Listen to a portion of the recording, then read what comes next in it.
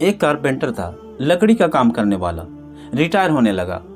उसका मालिक कहता है, इधर आना, एक आखिरी घर बना जाओ मुझे। जा रहे हो ना, एक आखिरी घर बना जाओ। आखिरी घर, चलो ठीक है। अब उसने बड़ी मामूली सी मटेरियल इस्तेमाल की। मज़ा नहीं उसको आ रहा था। रंदा भी सही नहीं चलाया, गोलाइयाँ भी ठीक नहीं रखी, कोई इतना ज़्यादा मास्टरपीस काम नहीं किया। आखिरी घर है, बना दिया। सर जी, घर बन गया है। मालिक आया, आकर कहा, चाबी देना, ये घर मैंने तुम्हारे लिए ही बनवाया था। ये घर तुम्हारे लिए तोहफा था, जो तुमने सारी ज़िंदगी मेरे पास काम किया।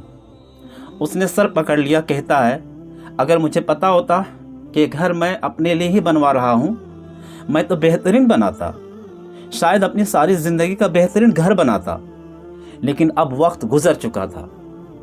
क्या हमारी ज़िंदगी में भी ऐसा नहीं होता?